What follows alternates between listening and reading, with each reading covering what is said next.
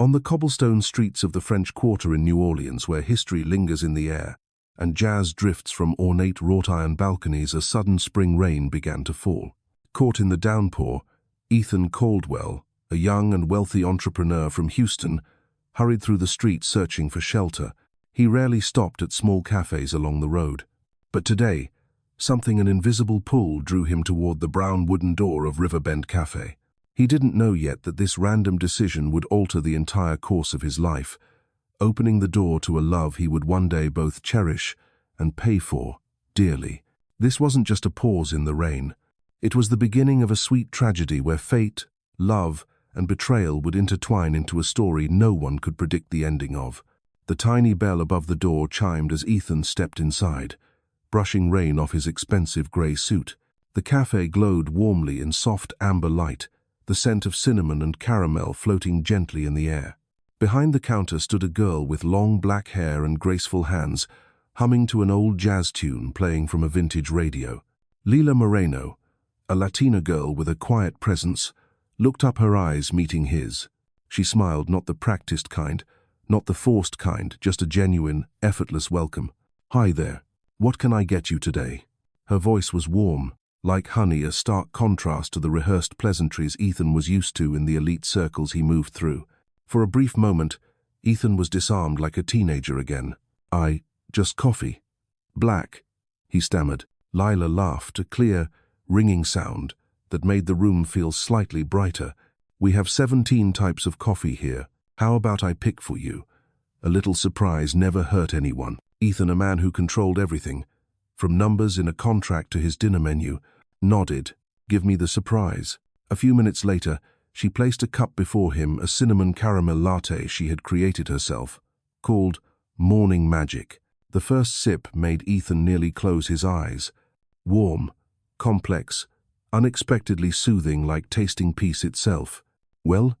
Lila tilted her head, her eyes gleaming playfully. Ethan nodded, his voice lower than usual. "Perfect and strange, like you knew exactly what I needed." "No magic," she said gently. "You just look like someone who could use some of it this morning." Ethan felt his heart skip a beat for the first time in years. He stayed longer than he needed to asking silly questions, to hear her answer. When he stepped back into the street, the rain had stopped, but a different storm had already begun to rise inside his chest. The next morning, as Ethan opened his eyes in his Houston penthouse, his first thought wasn't about market indexes or the meeting with Japanese investors. It was about Lila Moreno's deep brown eyes. She wasn't striking in the conventional sense. No red lipstick, no provocative clothes, but something about her, an honesty that couldn't be faked, a light seeping into the invisible cracks of Ethan's soul, made her impossible to ignore. 9:37 a.m. He booked the earliest flight back to New Orleans, not to sign any deals, but to drink another cup of morning magic from Lila's hands. Then came day 2, then 3, then 5. On day 6, when Ethan walked into the cafe, Lila squinted with a playful smile. "We have a loyalty program, you know." Ethan set down his phone, no longer hiding why he kept returning. "I'm not here for the perks." She blushed slightly, smile flickering with a trace of nervousness. "Then, what are you here for?" "You." He said it plainly, like it was the most obvious thing in the world. Lila froze for a beat, her hand still holding the milk frother.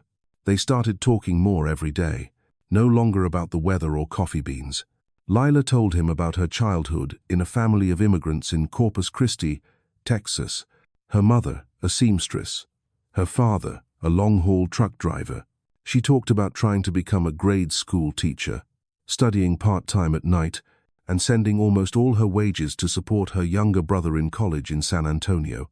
"I still believe in kindness," Lila said one rainy morning as Ethan handed her an umbrella to keep her skirt from getting soaked. "Even if it hurts sometimes, I want to believe someone will mean what they say."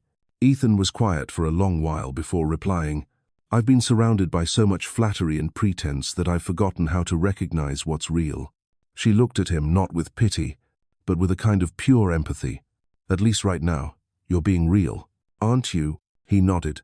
"I work 16 hours a day because if I stop, I might realize how empty my life feels." Lila didn't respond right away. She pushed his coffee toward him and whispered, "Then right now, you're not alone." In the third week, on a cool evening, Ethan waited across the street from the cafe for Lila to finish her shift. He leaned against the wall, holding a bouquet of wild daisies. She once said she loved the flower because they don't need to be flashy, just resilient. When Lila stepped out and saw him, she laughed and pulled her scarf closer to her neck. "What are you doing here? Asking you to dinner." Ethan stepped forward. No counter between us. No coffee. Just two people. "So, the rich guy's ditching his empire for a barista," she teased. "No. I'm following the first woman who made me feel like a real human being."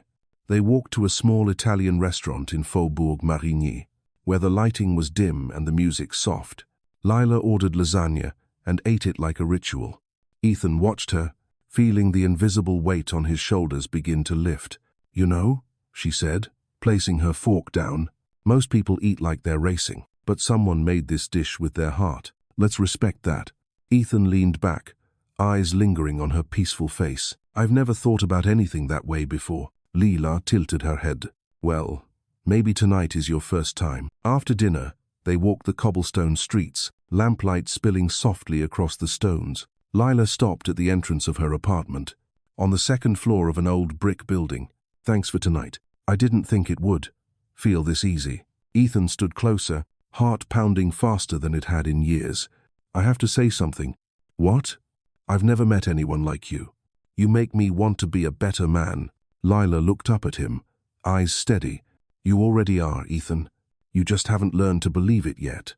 And then she rose on her toes, placing a soft kiss on his cheek. Just a kiss, but enough to make the world he once knew feel like a place he'd never belonged to.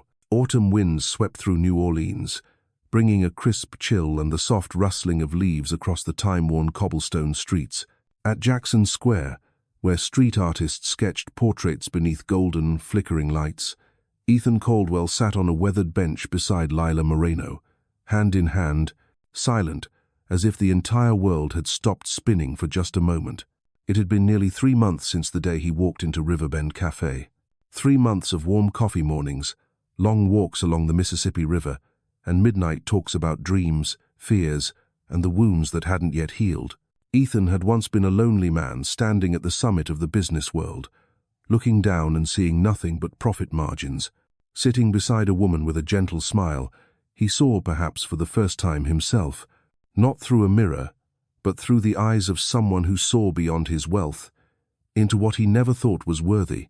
"Do you remember when I handed you a cup of morning magic?"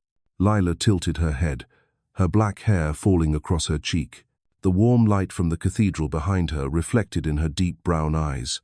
Ethan nodded. "Every detail. Even the way you laughed when I couldn't decide what to order. I remember too." She smiled softly. "You looked like a wet businessman trying hard to look still important. And you," Ethan gently squeezed her hand, "were the only one who asked if I was okay. Not because you wanted anything, but because you actually cared." They fell quiet, watching children run past the fountain. Somewhere in the park, a street musician strummed a guitar and sang "What a Wonderful World" in a husky southern voice. "I never thought I'd fall in love," Ethan said quietly, his voice low but certain. "Love always seemed like a luxury too soft, too impractical for my schedules and spreadsheets. But then you walked in, not loud, not demanding, just there, like a candle in a cold room." Lila didn't answer, but her eyes shimmered with quiet tears. Ethan took a deep breath. Then he stood, walking a few steps toward a balcony wrapped in purple bougainvillea, bathed in amber streetlight. "I meant to do this somewhere more extravagant," he said, facing her. "But now I realize, this is the perfect place. Simple, real, and marked with your footsteps everywhere." Lila lifted her hand to her mouth the moment Ethan dropped to one knee, pulling a small navy velvet box from his jacket pocket. There were no cameras, no 1,000 roses, just him, a man who once knew only power and control, now trembling, asking a cafe barista, "Lila Moreno, you've changed every definition I ever held. You made me believe love isn't losing control. It's finding yourself again. You don't need to be anyone but who you already are. And that's enough for me to love, protect, and become the man you deserve. Will you marry me?" Be my wife, my forever heart? Lila cried, not for the romance of it, but because she saw truth, stripped bare, in his eyes. A powerful man, shedding every layer of status, bowing only to love. She stepped forward, nodded, and whispered, "I thought you'd never ask." Applause rose softly from a street performer nearby, and a few tourists witnessing the moment quietly cheered without intruding. Ethan slipped the ring onto her finger, not the biggest diamond, but hand-picked from a family-run jeweler in Lafayette, set with a moonstone, believed to symbolize eternal connection. 3 weeks later, they were married by the lake in City Park. Just a few friends, a jazz band, and a bright blue sky. Lila wore a simple white dress she had sewn herself. Ethan ditched the suit jacket, wearing just a white shirt and suspenders, his hand never leaving hers, as if afraid to drop the most precious thing he'd ever found. "I love you, Mrs. Caldwell," he whispered as they danced their first swing beneath the ancient oak. "And I love you, Mr. Caldwell, always." Bougainvillea petals swirled in the wind. Laughter, music, and blessings mingled into the breeze. But from a distance, next to a black Bentley, parked 3 blocks away, Eleanor Caldwell, Ethan's mother, stood silently watching. Beside her, a man in a black suit scribbled into a notebook, "Document everything. Photos, video, and contact the legal office." "Yes, Mrs. Caldwell. But it's their wedding day. Shouldn't we let them be?" Eleanor didn't respond. Her eyes remained fixed on the couple kissing beneath the golden light. There's no such thing as peace when Caldwell blood is diluted with mud. When the glass sliding door opened and Ethan Caldwell carried Lila into his 4,500-square-foot penthouse in the heart of Houston, she froze not from awe, but from the chill. The space before her was a living museum of upscale minimalism. Walnut floors, cold grey concrete walls, Italian leather furniture, and contemporary art pieces worth hundreds of thousands of dollars. Beautiful, yes, but soulless. "Welcome home, Mrs. Caldwell," Ethan whispered, still refusing to set her down. "Looks like the cover of Architectural Digest," Lila murmured, eyes scanning the vast living room, but about as warm as Martian frost. Ethan burst out laughing. "Then we'll warm it up every corner, every wall with laughter, cooking smells, and you." He finally set her down, looking at her with a tenderness no diamond in this apartment could match. The first night of a new life, they ordered Chinese takeout, not from the 5-star restaurants Ethan used to frequent, but from a tiny Midwest side spot Lila had found on Yelp. "I've never eaten takeout in this apartment," Ethan admitted, watching her place plastic containers onto the $80,000 marble island. "What did you usually eat?" she asked, opening a box of stir-fried noodles. "Whatever the private chef prepared. I rarely had dinner, just kept working." "Well," she smiled, "starting today, we eat, and we eat together." She fed him a piece of crispy tofu with chopsticks. Ethan pretended to choke, making her double over in laughter. "This kitchen needs more laughter," Lila declared, marching to the fridge and turning upside down every strict rule in the apartment. A different kind of morning. The next morning, Ethan woke not to his alarms but to the soft sunlight streaming through white curtains. He was usually the type to rise before dawn, check Nikkei, London markets. But today, he didn't touch his phone. Instead, he turned to the woman sleeping next to him. Her black hair spilled across the silk pillow, her face serene, and her breath steady. He whispered, "Good morning, beautiful wife." Lila peeked one eye open and gave him a lazy smile. "Morning, my warm-hearted millionaire. I have plans for today." Ethan chuckled. "Now I'm worried. You should be. We're starting with you teaching me how to use that espresso machine the size of a swimming pool. Then we bake. And then, I'll inspect every room in this apartment." She climbed on top of him, eyes glittering like a mischievous child with a secret scheme. Ethan wrapped his arms around her, eyes closed, grinning. "Consider my meetings officially cancelled."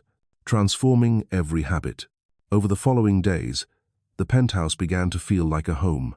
Lila planted herbs on the balcony, replaced abstract art with photos of them at Jackson Square, the harbor, and street-side diners. She introduced Ethan to things he once scoffed at, buying carrots from the farmer's market. listening to lo-fi beats instead of cold ambient playlists, spending hours reading historical novels instead of just business news. One evening, as they made pancakes together, flour flying, batter spilled, laughter echoing across the sleek kitchen, Lila suddenly turned serious. "Do you think you're changing?" Ethan looked around. A once sterile apartment now smelled of butter, glowed with soft lights, and held a woman in an old t-shirt smiling beside him. "Not changing," he said, "coming back. You're returning me to the man I lost in that cold world." A past that still weighed heavy. But happiness didn't make Ethan forget his past. One night, as they lay in bed, Lila resting her head on his chest, she asked softly, "You've never talked about your family." He was quiet. Then finally, "You sure you want to know?" "I want to know all of you, even the parts that aren't easy." He exhaled. "My mother Eleanor is the most intelligent, ruthless, and dangerous woman I know. She doesn't accept failure, doesn't tolerate losing control. I was her pride until I refused to marry the woman she picked." Charlotte Hayes. Yes. A strategic marriage. The Hayes family's assets would have merged our empires. I said no, and she cut me off. But back then, I had nothing to lose. Now, he looked at Lila, anguish in his eyes. "Now I'm scared. They won't let you live in peace. They won't let us live in peace." Lila placed her hand on his cheek. "We've survived worse. I'm not afraid, not when I stand beside the man I love." Trust and a promise. At the end of the month, they sat by the window overlooking Herman Park as a light rain drizzled. Lila pointed far into the distance, where an elderly couple sat under an umbrella, shielding each other. "I want us to be like them when we grow old. Gentle, peaceful, still looking at each other like this." Ethan squeezed her hand tighter. "I promise. No matter what happens, no matter who tries to interfere, remember these eyes, remember the life we've built." Lila nodded, placing a kiss on his forehead. "I will. And I'll remind you, if you ever forget."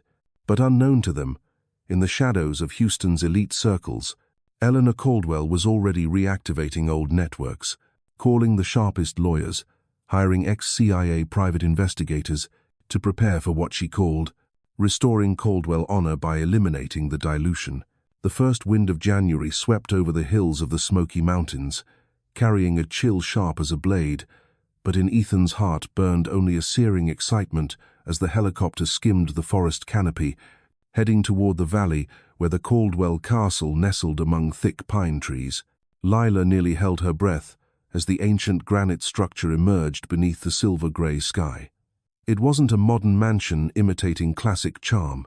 This was a real castle bought by Ethan's great-grandfather from England in the early 20th century, dismantled stone by stone, shipped across the ocean, and rebuilt on American soil to symbolize the Caldwell family's power and permanence. Lila held her husband's hand tightly as the helicopter landed on the snow-covered lawn. Beneath their feet lay history. Before them was a scene she had only seen in movies. Moss-covered towers, stained glass windows shaped like roses, and a stone bridge spanning a now frozen creek. When they entered the grand hall, Lila couldn't hide her amazement. Beneath the towering ceiling hung a Victorian crystal chandelier, antique rugs stretched out like quiet rivers. On the walls were portraits of Caldwell ancestors, all stern-faced, suited men with the same steely eyes Ethan carried a warmer version of. Ethan stood behind her, wrapping his arms around her waist, whispering, "Welcome to our kingdom." But this time, it's not just the family's, it's ours. They spent their first days wandering the nearly 250-acre estate, where rose gardens lay beneath snow, the stables where Ethan had learned to ride at age 8, and a small frozen lake behind the chapel. They held picnics in the grand hall, roasted marshmallows by the fireplace, and played hide-and-seek in hallways that felt like labyrinths. Each night was a new chapter in their love story. One mid-January evening, as snow blanketed the row of pines outside the east tower window, they lay on the four-poster bed draped in a sheer canopy, watching the snow fall like white fire from heaven. Lila turned to him, eyes sparkling. "If one day I have a child, I want it to grow up here, within these walls, with the sound of forest birds, near firelight, and under the old oak tree." Ethan instinctively placed his hand on her belly. "Then we'll start tonight." They made love in the light of the fireplace, in the scent of burning pine wood and the howling wind outside. Nothing existed between them but the entwining of skin, hurried breaths, and a silent vow that they would never part. The next morning, Lila brewed coffee using the old brass kettle in the castle's kitchen. Ethan walked in, hair tousled, still in his silk robe, kissed the back of her neck, and said, "I want to wake up like this for the rest of my life." She turned, placing the cup into his hand. "We're rewriting the legend of this place, Ethan. It's no longer a fortress of pride. It's where love is lit each day." They chose a small room on the southern wing of the castle, near the greenhouse, as their afternoon reading spot. Lila found a 1921 printed edition of Jane Austen's novels in the family library and read aloud to Ethan whenever it rained. He kept a daily journal, writing down small moments, her expression when smelling pastries, her laughter when flowers spilled, the way she lay her head on his lap when she dozed off. Every Sunday, they had breakfast in bed, sipped tea, and played the game of naming their future children. "First name?" Lila asked. "Girl, Aurora, because you're the dawn of my life. And a boy, Julian, strong, but full of light." 3 weeks later, on a chilly afternoon in early February, while Lila was helping Hank, the estate's oldest gardener, replant lavender along the stone fence, she felt dizzy and nauseous. Ethan rushed her inside, laid her on the bed, and truly panicked for the first time in his life. They immediately drove to a nearby clinic, where the doctor, after an examination, smiled and looked at Ethan, saying, "Congratulations, Mr. Caldwell. Your wife is pregnant. 6 weeks. Strong heartbeat, perfectly healthy." Ethan collapsed onto the chair, burying his face in his hands. Lila held his hand, trembling. "Are you okay?" He looked at her, eyes brimming. "I'm not okay. I'm flying. You just gave me a reason to live forever."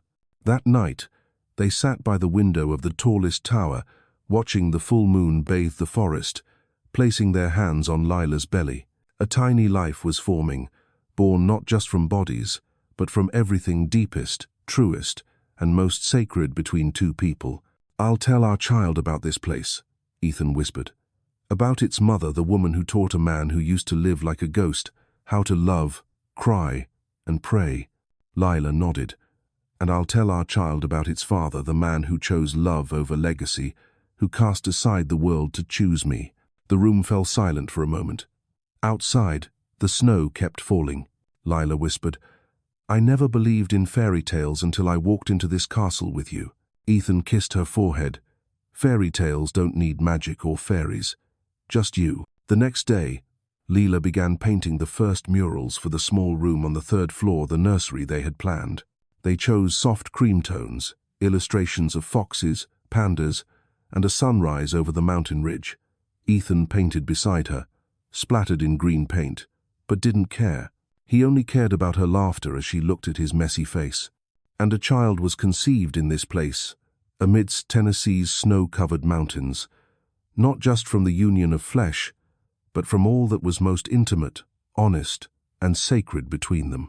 What Ethan didn't know was that, while they were building their private heaven, the most significant storm of their lives was brewing in a cold room at the Caldwell estate in the Hamptons, where Eleanor had just signed a contract with a private investigator, a man who never failed to dismantle what she called systemic errors. April was colder than usual.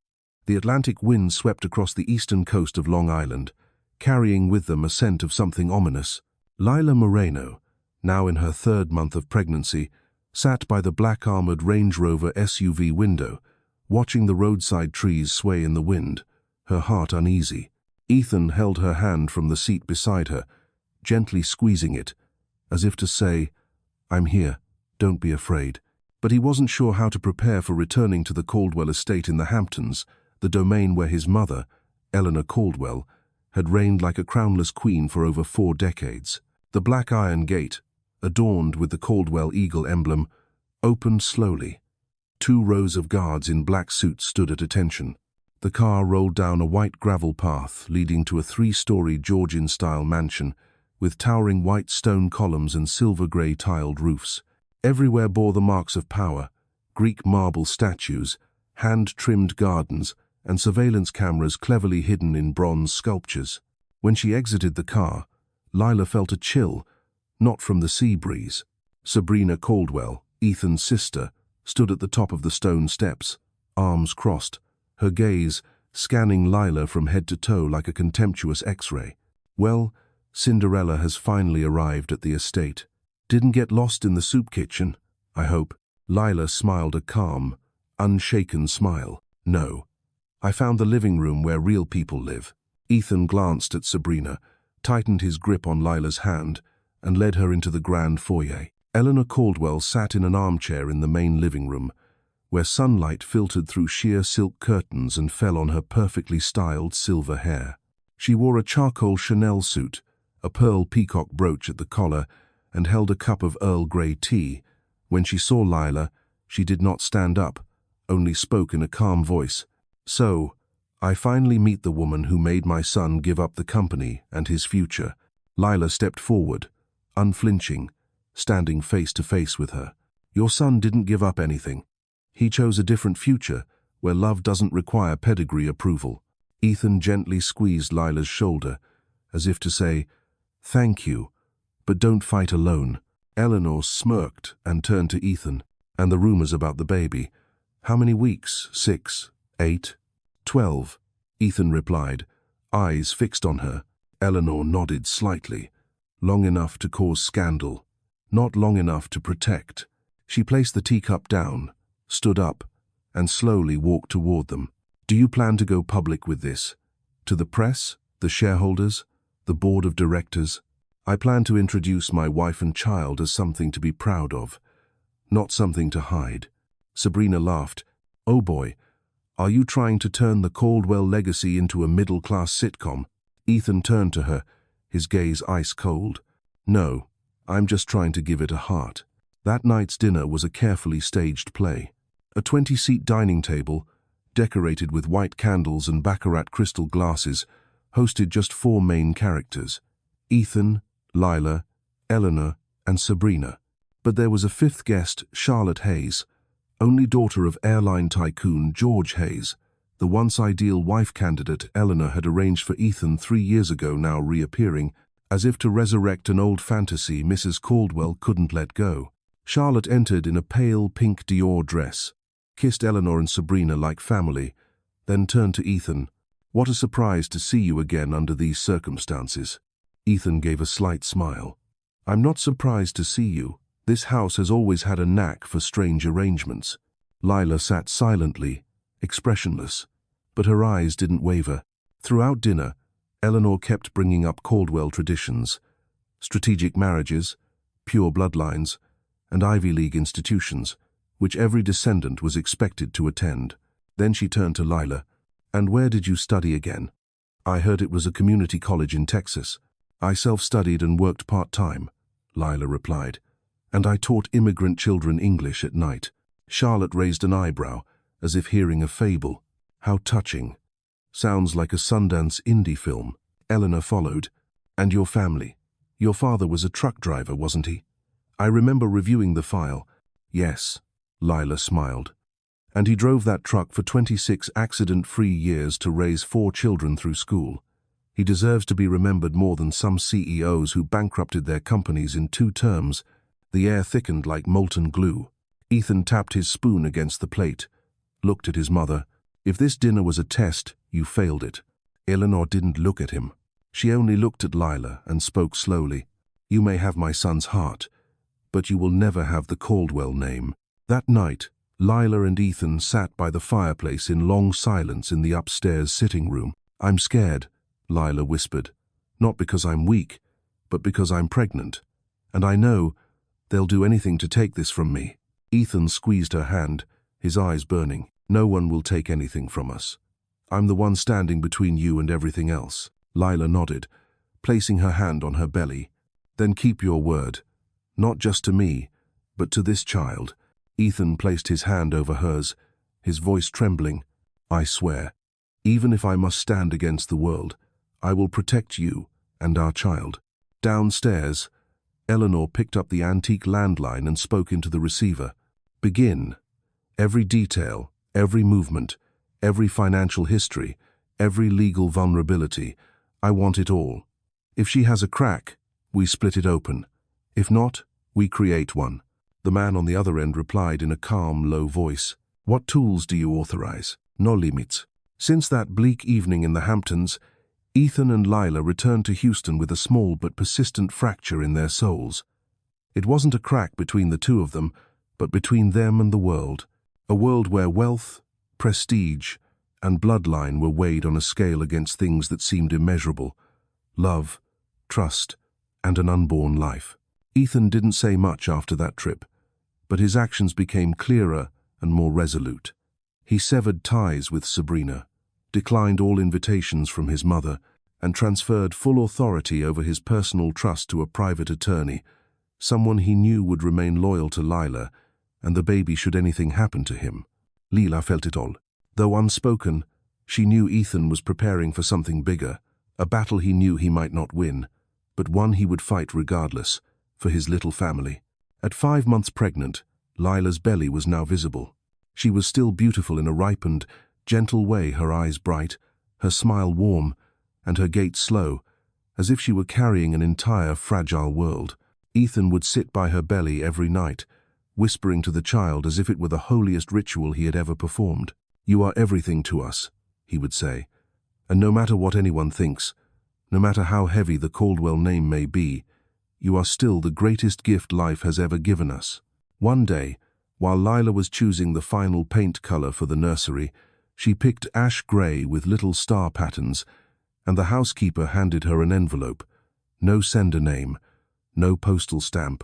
Inside was a stack of printed photos. Lila froze momentarily when she saw the images, snapshots of different moments from her past: working at the cafe, handing out food to people experiencing homelessness, even one of her kneeling and crying at her father's grave. Below each picture were malicious captions: "Did not attend college," "Family of undocumented immigrants," incomplete tax disclosures from part-time work, associations with individuals with minor criminal records.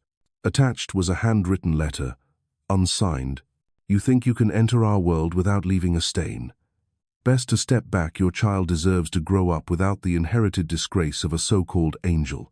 Lila held the papers, calm to the point of being terrifying. She folded them, placed them in the fireplace, and lit the flames. When Ethan came home and saw the embers still warm, he asked, "What happened?" She placed a hand on her belly, eyes on the fire. "They've begun, but so have I." From that day on, Lila began preparing in her own way. She no longer avoided the press. She hired a photographer to shoot a maternity series, wrote a blog post detailing their love journey, and openly shared her background sincerely, without hiding, without self-pity. She didn't mention Eleanor, didn't bring up the past. She spoke only of the present: a mother-to-be, a woman who loved and was loved, and a child that would be born into love, not fear. The post went viral at lightning speed. Thousands of women across America, from homemakers in Ohio, students in California, to single mothers in Georgia, left messages. "You are us. Finally, someone who dares to enter their world without losing herself. Your child will be proud to have a mother like you." As for Eleanor, she summoned her lawyers: annul the marriage legally, investigate joint assets, look for any gaps in custody rights, and most of all, prepare documents to bring the child under Caldwell's care if anything goes wrong. The aging attorney, who had served the family for nearly 40 years, hesitated. "But ma'am, she hasn't done anything wrong." Eleanor sipped her tea coldly. "Wrong doesn't matter, only invalidity does." The plan began. A silent war, no gunfire but full of schemes. Indirect lawsuits, frozen bank accounts, charitable organizations. Lila worked with accused of accepting unverified funds, and even her personal doctor pressured to withdraw prenatal care. Ethan was furious. He went to confront his mother for the first time since that fateful night in the Hamptons. "I'm warning you, I will go public with everything if you continue. The shady trust fund investments, the concealed asset deals." Eleanor didn't blink. "You won't do it, because in the end, you're still a Caldwell." Ethan shook his head. "No, you're wrong. I'm Ethan, and I'm Lila's husband. Father of Aurora, the name I chose for the child you're trying to steal. Eleanor said nothing. From a distance, Lila watched. She didn't step in, but she understood one thing. This battle was no longer just between a mother-in-law and daughter-in-law. It was between two systems of belief, one that saw bloodline as power and believed love made a family. She gently stroked her belly. The baby moved faint, but unmistakable. "My love," she whispered, "I won't let anyone define you by your skin color, bloodline, or surname. You will grow up in the light, and I will be the one to guard that very first flame." The June wind in Houston carried a harsh heat, but the chill seeped slowly from within for Lila Caldwell. Her pregnancy had reached the 8th month. She could no longer run, bend to tie her shoes, or stay up late reading like before. But what made her feel most breathless wasn't any of the symptoms. It was a fear she couldn't voice to Ethan. That morning, a thin envelope had been slipped under the door of their penthouse apartment. No signature, no sender. Inside was a prepared draft of a lawsuit, a petition requesting prenatal safety supervision over the unborn Caldwell child, should there be evidence that the mother is morally or psychologically unfit to raise a child in an upper-class environment. Lila read each line, her vision blurring. The mother has a history of family instability. She has lived in impoverished areas, exposed to unverified social elements, lacks a high-level educational background, currently unemployed, financially dependent on her husband's assets. At the bottom, one sentence hit like a punch to the gut. This is not discrimination, it's preserving standards. Lila understood this perfectly. They didn't need to win the case. They only needed to threaten, to plant a seed of doubt in the minds of the public, the media, the court, and then use that seed to grow a forest of prejudice no one would dare to step through. That same afternoon, 2 men in black suits appeared in the lobby. They claimed to be from the Houston City Commission for Child Welfare Monitoring. Polite and well-mannered, yet requested to inspect the prenatal living environment of the baby. Lila, with her innate composure, invited them in. She served tea, led them around, and answered every question calmly. One of them, the younger one, glanced at her as he left and murmured, "You're a strong woman, but they don't play fair." That night, Lila couldn't sleep. Ethan had begun to notice something. He saw her startle easily, glance out the window often, and cradle her belly without saying a word. He sat down beside her and took her hand. "What are you hiding from me?" She stayed silent. Then she turned toward him, her eyes no longer avoiding his. "They're preparing to sue me for custody. They'll use everything, my family, my education, my class, to prove I'm not worthy enough." Ethan clenched her hand tightly, veins bulging at his temples. "I won't let that happen. I'll take Mother to court. No." Lila shook her head. "That's exactly what they want. To turn this into a public family war, to divide us, to make our child a political focal point. Don't you see? Eleanor doesn't need a legal win. She needs to win the narrative."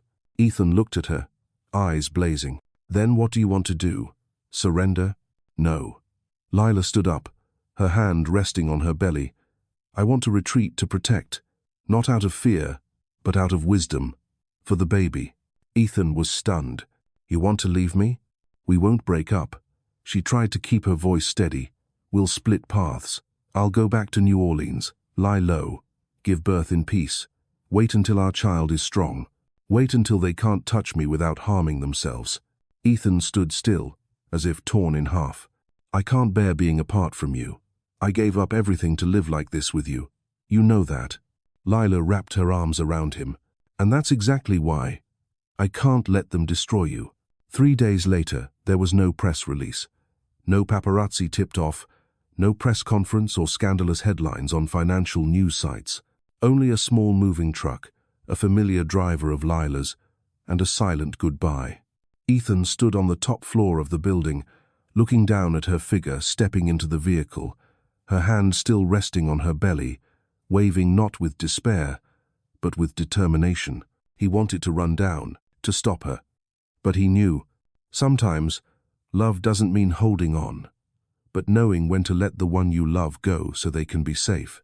On the road back to New Orleans, Lila gazed out the window, holding a handwritten letter from Ethan. Inside was only one sentence. When everything's calm, bring our baby home because home is where we are, not where the name Caldwell lives. She held her belly, eyes misty with tears, but a smile still appeared. My love, we haven't lost. We're just stepping back, so we can walk forward one day with our whole hearts. August in New Orleans, the air was so humid it felt like the earth was exhaling. The ancient oak trees drooped over the weathered rooftops of the Marigny district. In a small two-story wooden house at the end of Dauphine Street, a house Ethan had secretly purchased and put under Lila's name. Just before she left, she lay on a wooden bed, drenched in sweat, her hands gripping the towel tightly. Her breath came in short bursts, each wave of pain ripping through her as if her body were being torn in two. Lila was in labor. No high-end hospital. No renowned medical team. Only Aunt Naomi, a retired nurse who had delivered over 200 babies for women of color in poor southern communities, and Mrs. Florence, the elderly neighbor who always called Lila the daughter I never had. She didn't scream. She didn't curse. She just breathed steadily, rhythmically, and whispered again and again, "Come, baby. I'm here. I'm waiting." Outside the window, a storm rolled in. Rain poured down like a flood. Wind howled, slamming against the tin roof.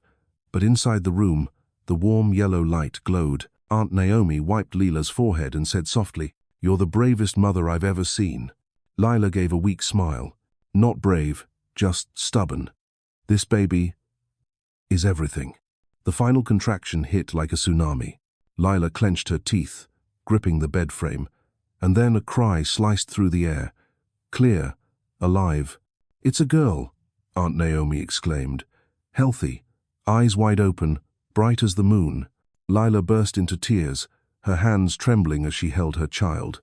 Tiny, pink, still streaked with blood but already reaching into the air as if to declare, "I'm here, and I'm staying." "Hello, baby," she whispered. "Hello, Aurora Rain Caldwell. Your name means dawn, and you are the first light in this darkness." Over 500 miles away, in Houston, Ethan Caldwell sat in a small office at a private law firm he had just hired. No more penthouse, no more board meetings. He had withdrawn all his shares from Caldwell Holdings, a move the press called financial suicide. But he didn't care. He was rebuilding. Not to get rich, but to win justice for his wife and child. The counterattack began with letters sent to human rights organizations. Then came a quiet media campaign, sharing stories of mothers marginalized by class, of children cast out of lineages due to race, culture, or being deemed unworthy. No name was ever mentioned, but everyone knew the shadow being questioned. Ethan hired a team of young lawyers, former immigrant women's maternal rights advocates. He didn't pick big names. He liked those who understood pain, fought hard, and weren't afraid to lose. On the wall of his office was the ultrasound image of Aurora, the only thing he kept from the old apartment. In New Orleans, a week after giving birth, Lila gradually recovered. She didn't hide her face. Every day, she posted a small journal entry on her personal blog writing about bathing her baby, about the first time Aurora gripped her mother's finger, about how the baby slept when hearing Ethan's voice played from a recorder he had sent. One night, she wrote, "My child will grow up knowing that her mother didn't run. She stepped back to strike again. Not because I feared loss, but because I never believed a child should grow up in a trench." The post went viral. Messages poured in from mothers forced to leave their children due to asset disputes, from women who'd faced prejudice over their impoverished pasts, from children who grew up never understanding why their mothers were erased from history. Lila's story was no longer just about the Caldwell family. It had become the story of those forced to stay silent in invisible hierarchies. 2 months after giving birth, Lila made her first television appearance.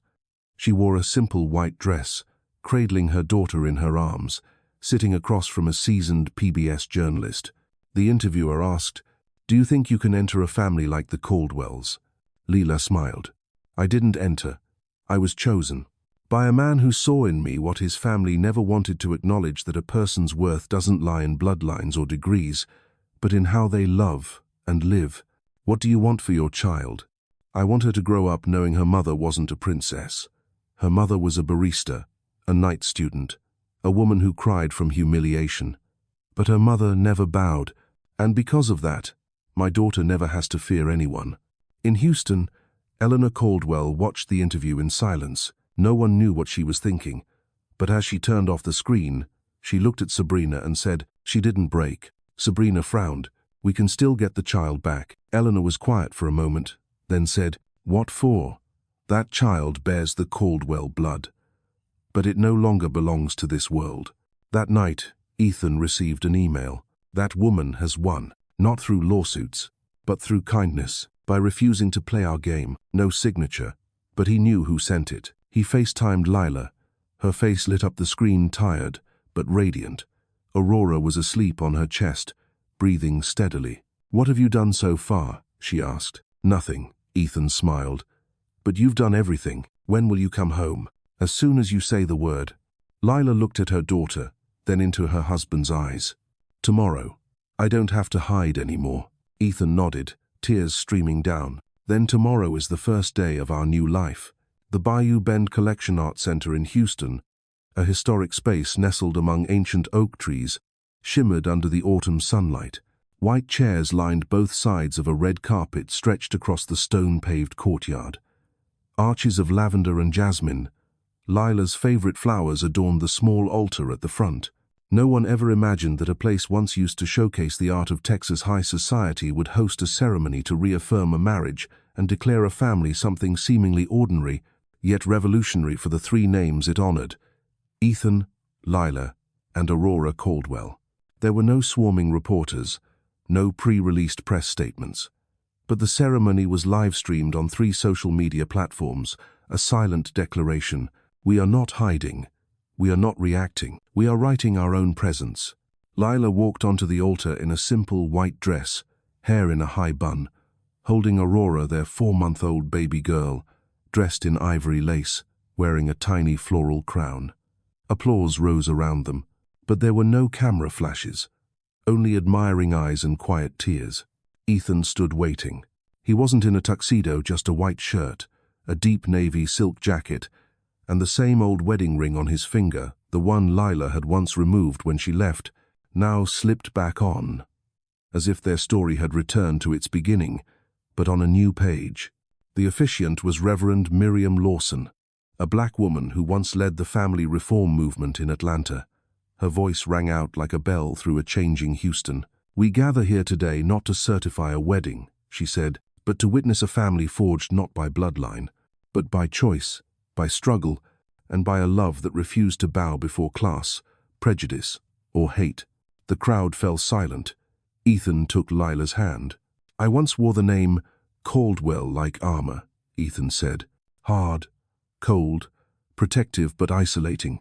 But when I met you, you showed me. A name is not destiny. It's memory. A real family is the people you choose to fight alongside. And today, in front of everyone, I say again what I promised long ago. I choose you, once, always, and every day from now on." Lila gripped his hand, eyes glistening. "I once believed I was an outsider in your world," she said. "No pedigree to lean on, no degree to boast of, no famous name to open grand halls. But our daughter Aurora proves that love doesn't need noble blood. She bears the Caldwell name, yes, but she also carries the gaze of the rejected, the overlooked, and for that reason, she deserves to represent a new generation, one where no one needs permission to live in alignment with their worth." They exchanged rings again, a ritual of rebirth. But this time, Lila's ring was engraved inside with words Ethan had secretly carved months earlier. "Love does not bow. It rises and rewrites history." After the final blessing, everyone rose and clapped, not loudly, but with profound weight. It wasn't a wedding. It was a declaration. Once the guests had gone, Lila and Ethan lay on the grass behind the garden that evening. Aurora lay between them, gazing at the stars. She had fallen fast asleep, one tiny hand gripping her mother's shirt. "Do you think we'll always have to fight?" Lila asked softly. "Maybe," Ethan replied, eyes on the sky. "But I'm not afraid of fighting anymore. Because I'm not fighting to protect wealth, reputation, or a name. I'm fighting to protect this, the three of us, and I'll win." Not with power, with faith. Lila turned toward him, moonlight casting her face in a glow, strong, tender, with nothing left to hide. We've lost so much to get to this day. But what makes me proud is that we never traded ourselves for approval. We built our worth from the very things they considered weakness, and we turned it into legacy. Ethan took her hand. Aurora stirred, lips moving softly in her dream, and there, in the city that had once torn them in two, they looked up together at the sky, where a new future was taking shape, one that carried no weight of the old Caldwell name, no stain of power, no boundaries of bloodline, but bore the name of faith, of love, and of choice.